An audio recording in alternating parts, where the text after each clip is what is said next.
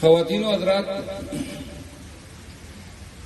یہ کنونشن کا انعقاد اور ان کنونشن میں بولنے کے پیچھے محرک یہ ہوتا ہے کہ چونکہ پاکستان میں حالات جس نہج پہ پہنچ چکے ہیں اور قانون کی حکمرانی جو ہے وہ پستی اور عطا گہرائیوں میں اپنی آخری سانسیں لے رہی ہے، بحیثیت ایک وکیل کے یہ جو ہمارا پیشہ ہے، اس پیشے کو دوام ہمیشہ قانون کی حکمرانی نے بخشا ہے۔ ہم ایک ایسے دور میں داخل ہو چکے ہیں کہ جس دور میں وکیل کی وکالت، اس کی دلیل، اس کی بات، اس کا آرگومنٹ اب میرا خیال ہے کہ بوٹوں کے چاپ کے نیچے تھلے دبتا جا رہا ہے، مٹتا جا رہا ہے۔ ہم مثالیں دیا کرتے ہیں، ہمیشہ سے یہ سمجھتے تھے کہ یہ عدالتیں ہماری طاقت ہیں۔ آج پہلی دفعہ محسوس ہو رہا ہے کہ شاید ہماری طاقت عدالت نہیں ہے، یہ ہماری غلط ایزمپشن تھی کہ عدالتیں جو ہیں، بار اور بینچ، یہ مل کے قانون کی حکمرانی جو ہے اس نظریے کو جو ہے بڑھاتے ہیں، پروموٹ کرتے ہیں۔ آج میری سوچ یہ ہے کہ قانون کی حکمرانی، کانسٹیٹیوشن کی سپریمیسی، یہ اس ملک کی ہمیشہ سے ضرورت رہی ہے۔ وجہ یہ کہ یہ کبھی رہی ہی نہیں ہے، اور جو ہماری نظریں بینچ کی طرف اٹھتی تھی، اس وقت ہم اس غلط فہمی میں مبتلا تھے کہ ان بینچز پہ بیٹھے جو لارڈشپس ہیں، جو جج صاحبان ہیں، یہ اپنے حلف کے تحت اس کے پابند ہیں کہ پاکستان میں قانون کی حکمرانی کو پروموٹ کرتے ہیں۔ آج کے تجربات نے، موجودہ وقت کے واقعات اور حالات نے یہ اسٹیبلش کر دیا ہے کہ وکلاء کو اپنے بلبوتے پر، اپنے تئیں، اپنی ہمت، اپنی ذمہ داری پہ یہ علم اور یہ آواز بلند کرنا ہوگا کہ پاکستان اور پاکستان کے عوام اپنے بنیادی حقوق کے تحفظ کے بغیر آگے نہیں بڑھ سکتے۔ یہ ریاست نہیں چل سکتی ہے اس لاقانونیت کے ساتھ جو آپ نے امپوز کی ہے۔ یہ مملکت خداداد پاکستان، اس کے عوام جن کی حقوق کو آپ نے چیر پھاڑ کے کھایا، جن کے حقوق کے تقدس کو آپ نے بار بار پامال کیا، ہم اس جبر، اس ناروا رویے کے ساتھ شاید زندہ نہیں رہ سکتے ہیں۔ کیا فرق ہے معاشروں میں، مہذب معاشروں میں اور جاہل معاشروں میں؟ وہاں لوگوں کی بنیادی حقوق کا تحفظ ہوتا ہے، وہاں لوگوں کے چادر دیواری کا تقدس پامال نہیں کیا جاتا ہے۔ میرے ذہن میں ایک بات آ رہی ہے، کل میں اسلام آباد ہائی کورٹ سے باہر نکلا تو گزشتہ ہفتے یعنی سوموار کے دن سائفر کیس میں ٹرائل جج ابو الاسناد ذوالقرنین کے سامنے اڈیالہ جیل میں خان صاحب اور شاہ محمود قریشی کی موجودگی میں 265C کے تحت نقولات دیے جانے کی پروسیڈنگ مقرر کی۔ اب سارے وکلاء ہیں، سمجھتے ہیں۔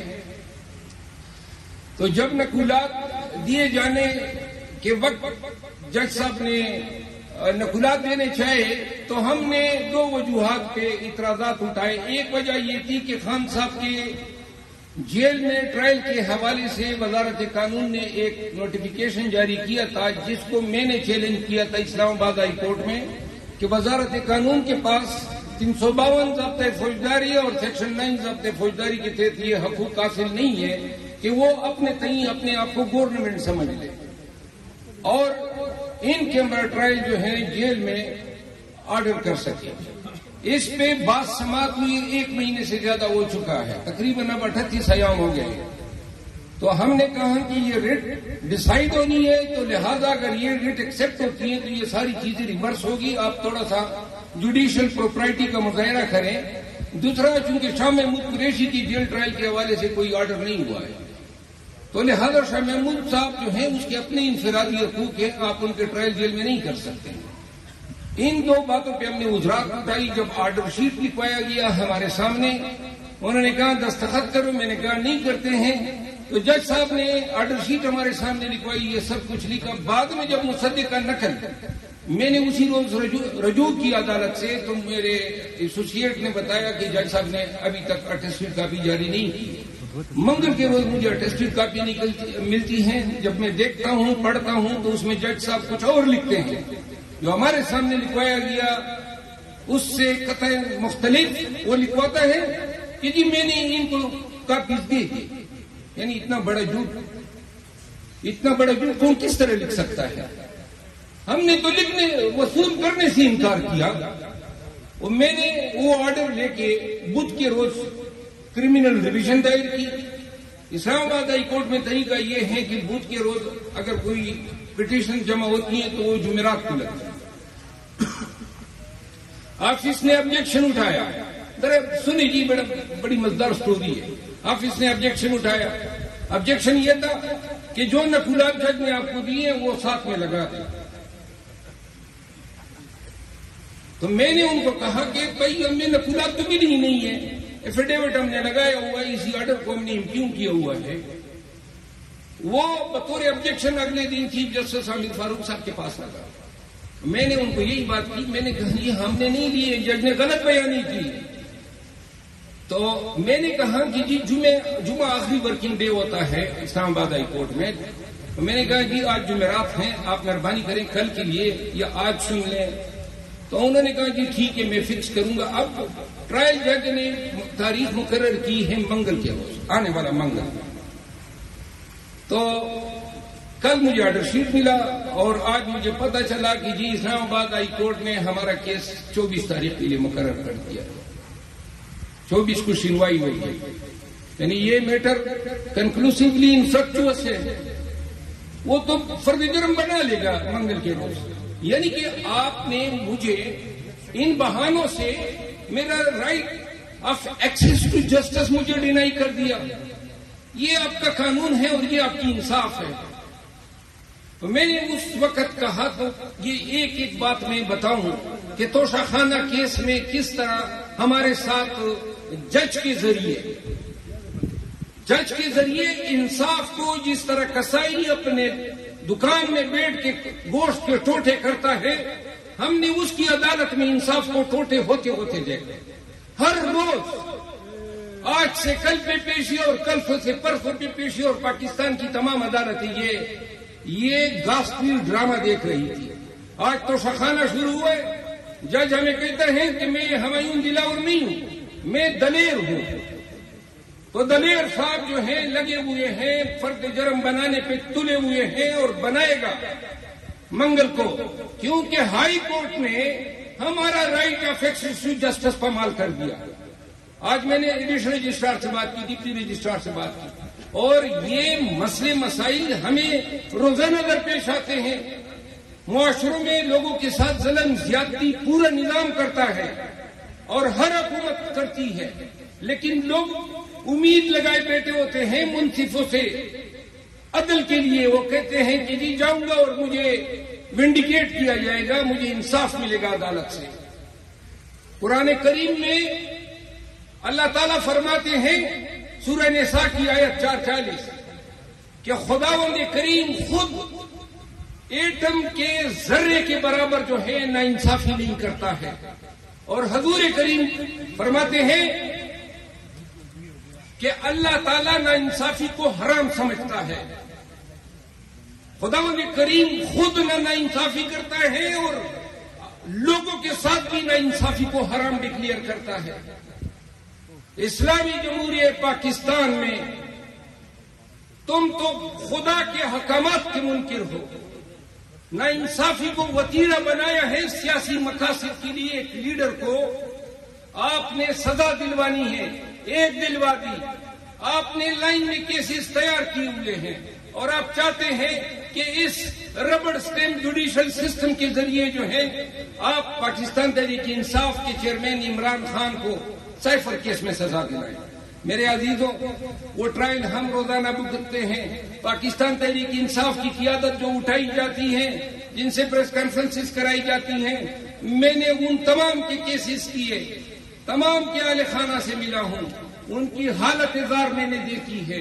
ان کے ساتھ کیا کیا کبیح افعال ہوئے، ان کے ساتھ کیا کیا ظلم ہوئے، بیان سے باہر ہیں. لیکن صرف ایک بات ضرور سمجھ لیں، ایک بات ضرور سمجھ لیں آپ سب، وہ یہ ہے میں نے زندگی میں یہ سیکھا ہے ذاتی تجربے کی بنیاد پہ. آپ اور ہم، میں نے تو زندگی میں کبھی اچھا دن ہی نہیں دیکھا ہے. جب جوان ہوئے تو دہشت گردی جو ہے ہمارے پیچھے ہماری زندگی میں داخل. اپنے علاقے میں، اپنے قبیلے، اپنے خاندان کے لوگوں کے جنازے اٹھا کے تھک چکا ہوں. میں اپنے خاندان کے 132 لوگوں کو ان دہشت گردوں کے ہاتھوں کھو چکا ہوں. اپنے باپ کا جنازہ میں نے اٹھایا ہے، ان کے گارڈ کا جنازہ اٹھایا ہے. کبھی اچھا دن نہیں دیکھا. لیکن ایک چیز میں نے سمجھی ہے، اور وہ یہ ہے، وہ وقت جب میرے بڑے نزدیکی، میرے قبیلے کے بڑے نزدیکی لوگ میرے ساتھ گاڑی میں نہیں بیٹھا کرتے تھے کہ شاید گولی لگے گی تو اس کو تو لگے گی کہ ہم بچ جائیں. اس وقت سے میں نے دائیں بائیں دیکھنا چھوڑ دیا تھا، کسی سے ہمت لینا چھوڑ دیا تھا. اس وقت سے میں نے یہ فیصلہ کیا تھا کہ جو ہوگا مجھ پہ میں اپنے تعین کروں گا اور اپنی ذمہ داری پہ کرتا ہوں. نہ آگے دیکھتا ہوں نہ پیچھے دیکھتا ہوں. لیکن میرا اعتقاد، میرا حوصلہ اپنی ذات پہ اتنا فوکس ہو چکا ہے کہ میں اب یہ سمجھتا ہوں کہ شاید ہی کوئی چیز ہے، کیونکہ جن چیزوں سے یہ لوگ ڈرا رہے ہیں، اس سے تو بڑی ہی بھیانک چیزیں ہم بھگت چکے ہیں، وہ آپ لوگ سوچ ہی نہیں سکتے ہیں. ہمارا علاقہ اور آج پھر وہی حالت ہے. اپنے علاقے میں جاتے ہوئے گارڈز کی فوج لے کر جانا پڑتی ہے، ورنہ یہ موت کے شکنجے، یہ دہشت گردی، یہ ہمارے علاقے میں اب آج پھر اتنی عام ہو چکی ہے. عزیزوں، میں اس لیے یہ بات آپ کو بتا رہا ہوں کہ وہی چیز جس نے اس پاکستانی قوم کو بیمار کر دیا ہے، آپ یقین کریں پوری قوم بیمار ہو چکی ہے، اور بیمار ہوئی ہے ڈر کے ہاتھوں. لوگ ڈرے ہوئے ہیں، ہر ایک کو خوف ہے، اٹھا لیا جاؤں گا، پیٹا جائے گا، مارا جائے گا، اغوا ہو جائیں گے. اور بھائی ہونے دو. زندگی تو جب جوان ہوتے ہیں تو تب زندگی لڑکڑانے لگتی ہے. کیا رکھا ہے اس زندگی میں، کیا بننا ہوگا ہم نے، اس سے آگے کچھ ہے؟ 50 کے پیٹے میں پہنچ کے 60 میں 10 سالوں میں ویسے ہی نیچرل ہماری موت ہونی ہے. 10-5 آگے پیچھے کر لو، بہتر نہیں ہے. اس زمین میں ایک پشتون کی طرح جیے، نظریں اٹھا کے جیے، سر اٹھا کے جیے. جابر کے گلے پہ ہاتھ ڈالیں، پوچھیں ان سے کہ ہم آپ کے ظلم کے ضابطوں کو نہیں مانتے ہیں. اور وہ کون کر سکتے ہیں؟ آپ اور میں. کیونکہ ہمیں ان کے قانونی حقوق کا بھی علم ہے اور ہمیں اپنے حقوق کا بھی علم ہے. ہمیں پتا ہے کہ تانے دار کب میرے گھر میں گھس سکتا ہے، اور مجھے پتا ہے کہ اگر وہ غلط گھسے گا تو قانون مجھے حق دیتا ہے کہ اسی ٹانگ سے پکڑ کے اس کو دیوار پہ پھینک دیں. نہیں یہ پتا آپ کو؟ آپ کو علم ہے کہ کوئی ناجائز آپ پہ ہاتھ ڈالتا ہے تو اس کو ایزالٹ کہتے ہیں، اور ایزالٹ کے لیے قانون آپ کو حق دفاع دیتا ہے. تو لہذا مجال ہے کہ کوئی مجھے غیر قانونی طریقوں سے کنڈوں سے ڈرا سکے. تو کیوں کر وکیل ڈر سکتا ہے؟ آپ نے اور میں نے اس قوم کو، جس کو جبر ظلم کے بل بوتے پہ ڈرایا گیا ہے اور نفسیاتی مریض بنایا گیا ہے، یہ بات نہیں بننی ہے جو نعرے لگاتے تھے ٹویٹر پہ اور فیس بک پہ کہ عمران خان ہماری ریڈ لائن ہے، اور ابھی اپنے بیڈ پہ بیٹھ کے 2 لکیروں کی ٹویٹ مارتے ہیں. اور ریڈ لائن تھی، ریڈ لائن ہے، لیکن ریڈ لائن کے لیے آپ نے کیا کیا؟ جب وقت آیا وہ بیٹھا ہوا ہے جیل میں. جب بھی میں ملتا ہوں مجھے حوصلے کی بات کرتا ہے، ہمت کی بات کرتا ہے، اور میں بار بار کہتا رہتا ہوں. وہ پشت روانی سے نہیں بولتا ہے، لیکن میں قسم اٹھا کے کہتا ہوں کہ میں نے پشتونوں میں ساری زندگی گزار دی. خدا کی قسم میں نے اتنا مضبوط پشتون نہیں دیکھا ہے جو میں نے عمران خان کی ذات میں مضبوطی دیکھی ہے، عزم دیکھا ہے. لہذا بحیثیت وکیل یہ ڈیسائسو مومنٹ سے یہ وقت گزر جائے گا. وقت تو کیا کہتے ہیں کہ سائیں وقت گزارنے کے لیے بھی وقت لیتا ہے. یہ ڈیسائسو مومنٹ ہے. جو لوگ مصلحت سے کام لیں گے، جو لوگ اس وقت میں اپنے کمیونٹیز کے لیے کھڑے نہیں ہوں گے. آپ دیکھ رہے ہیں ہمیں جلسے کی اجازت نہیں، جھنڈا اٹھانے کی اجازت نہیں، پریس کانفرنسوں پہ پریس کانفرنس کرائے جا رہے ہیں. پاکستان بھر میں ہمیں شودروں سے بھی بدتر رویہ اور سلوک ہمارے ساتھ روا رکھا گیا ہے. شاید راہ کو بھی اتنا حقارت کی نظر سے نہ دیکھیں جتنا پاکستان تحریک انصاف کو دیکھ رہے ہیں. اب اگر یہ نا انصافی ہے، اگر یہ ظلم ہے، اگر یہ جبر ہے، تو کیوں کر سر چکائیں؟ کیا ہوگا؟ قیمت ہوگی نا. گھر گرائے، گولی مارتے ہیں تو ماریں، اغوا کرتے ہیں تو کریں. آپ نے کیے ہتھ کنڈے استعمال کیے. میں قسم کہتا ہوں ایک دفعہ سے میں یہ بات بیٹھ جائے کہ میں نے ان کو شکست دینا ہے. وہ آپ کو شکست دینے پہ تلے ہوئے ہیں. جب آپ یہ ڈیسائیڈ کریں کہ میں نے ان کو شکست دینا ہے، اور جب آپ یہ کر لیں، خدا کی قسم آپ وکٹوریس ہے. بس اپنے اندر یہ بٹھا دیں کہ جو لمحے قبر میں ہے ہم اور آپ یا یہ ان کو تبدیل نہیں کر سکتے ہیں. لہذا عزم کے ساتھ، حوصلے کے ساتھ خود بھی امیدیں سحر بنو. قوم کو بتاؤ، اٹھو، اپنی آواز سے، اپنی زبان سے، اپنے قول سے، اپنے فعل سے بتائیں کہ وکیل وہ مجاہد ہیں، وکلا وہ فدائی ہیں جو ہر جبر سے ٹکرائے ہیں، ہر ظلم سے ٹکرائے ہیں، ہر قہر سے ٹکرائے ہیں. زندہ ہے زندہ ہے دستور کے وکلا زندہ ہے، جمہور کے وکلا زندہ ہے، زندہ ہے وکلا زندہ ہے. دیاز سے پوچھو زندہ ہے، یحییٰ سے پوچھو زندہ ہے، ایوب سے پوچھو زندہ ہے. زندہ ہے وکلا زندہ ہے، زندہ ہے وکلا زندہ ہے. بڑے بڑے جفاگری ڈکٹیٹر، بڑے بڑے ظالم فرعون، اب جو ایک زمانے میں انڈسپینسیبل تھے، ناگزیر. آپ پشاور میں یہ جو قبرستان ہے، گورا قبرستان سے گزرتے ہوئے کبھی دیکھا کریں، کبھی فیصل ماس میں دیکھا کریں، جو وہاں پہ منو مٹی تھلے دفن ہے. ایک وقت میں بڑے کروفر سے نکلا کرتے تھے. بھول گئے وہ مکے جو لہرایا کرتا تھا. کیا خدا نے حالت کر دی؟ کیوں کر ہمارا یہ اعتقاد کمزور ہو سکتا ہے کہ یہ لوگ دائمی ہیں؟ نہیں ہے یار، یہ بھی مٹی کے بنے ہوئے ہیں، اور یہ بھی نہیں ہے کہ ہم سے خون نکلتا ہے اور ان سے دودھ نکلتا ہے. بس اپنی ذات پہ اعتماد کر لو، اپنی وجود پہ اعتماد کر لو. ہم تو پھر ان ہستیوں کے اخلاق میں ہیں. کوئی یوسف زئی، کوئی افریدی، کوئی مومند، کوئی بٹھنی، کوئی وزیر، کوئی مسعود، کوئی سواتی، کوئی شنواری، کیا کیا قبائل ہیں.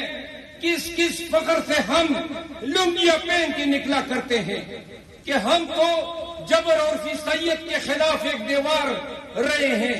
وہ کدھر گئی جی وہ آپ کے اسلاف کی وہ لنگیاں؟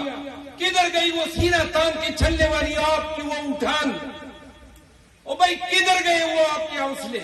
کیوں دبک کے گھس گئے ہو؟ پشتونوں نے نکلنا ہے اور پشتون وکلا نے اسپیئر ہیڈ کرنا ہے. قسم سے ان کو تم لوگ جب آپ لوگ اٹھیں گے قافلہ خود بخود بنے گا. آزادی آزادی آزادی آزادی آزادی حق ہے ہمارا. آزادی ہم لے کے رہیں گے. آزادی ہم جیت کے رہیں گے. آزادی وکلا اتحاد زندہ باد. اخیر میں قاضی صاحب چونکہ مقررین کو بات مختصر کرنے کا کہتے تھے، میں نہیں چاہوں گا کہ قاضی صاحب کا حکم نامہ مجھے ملے. ایک بات مجھے پشاور میں کے پی کے جو ملٹری کورٹ کے ٹرائل ہیں، میں آپ سب کو آگاہ کر دوں کہ اس ٹرائل کو میں خود جوائن کر رہا ہوں اور میں تمام ملزمان کو ڈیفینڈ کروں گا.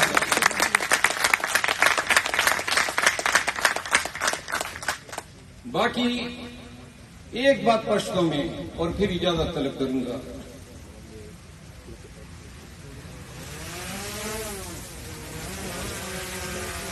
دا خبر اگر تک ہوما علاقے میں خبر میں اردو کے اکڑے کا پختوں کے میں کڑے ہوئے کہ دیشی اثر میں ڈیر ادھر بن گئے. خدا در تمہیں ماں اللہ بندگانو دا جون مور سر تیر که او زدا بار بار وایم چې بس وخرا وسکا مړشا کدا ژوند دی نو خدای دې دا ژوند مونږ ولنډ کی سپکشتن په دې ژوند کې دا زمونږ دا بچو دا پښتنو دا خپل خاورې ته وګوره څوکیدار رانه جوړ دا 40 کاله وشول چې د بامو د بارود د کلاشنکوف د ټوپک د تباہی د سخړو جنازو د پاره چې کوم دی بس مونږ په دغه لګیای. زمونږ هم دا مستقبل لکنه لا شلاور ته فیصل آباد ته کراچۍ ته اپلازی وګوره اکرمانو وګوره لاړو مونږ اول زه تللی ما ولې چې په علاقه کې نه پرېښودمه که تر اوسه پورې علاقه کې وی په خوا به مړ وم. زمونږ د علاقې نه هجرتونه روان دي. دا موږ نه څه جوړ شول کله به موږ راپاسو. نن د بیا خاوره چې کوم دی دا چې کوم بارډر علاقې دي ستاسو ته نه دي راغلي خو زما په خاوره باندې حکومت کنټرول دلی دی. کله پورې به دا سلسله زمونږ جاري او نن وخت کې دا پښتانه ما خیال دی چې دا آب و هوا را باندې اثر وکړ که تعلیم مونږ بزدله کړو که څه وشول. دا نه ده چې تا ته به ګاونډ وایي چې چکشه نه را تا ته به کلیوال وایي چې وړاندې مخکې شه. دا فیصله یې ستا ده او په خپل زور به کې نقصان او نفع ته به خپله ملا تړي. که چېرته یو ځل دا ګوره دوره نفر تاسو ناست یې که دا دغ بار دا فیصله وکړه چې په مردان کې یو تړېدار S P D P O R P O ته دا اجازت نه ورکوو چې څوک غیر قانوني توګه له کور نه راوچت. که تاسو دا فیصله وکړله چې د یوه سړي په کور باندې غلطه چاپه هغه سړی به مونږ نه پرېږدو نو تاسو نه په دغې ضلع کې زورور څوک نشته.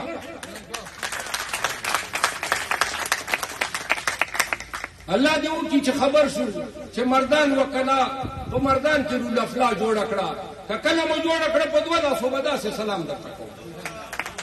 او غیرتي خلک یې خپل غیرت او خپل همت راغونډ کوي صرف د خپلو خلکو حقوقو تحفظ وکړي.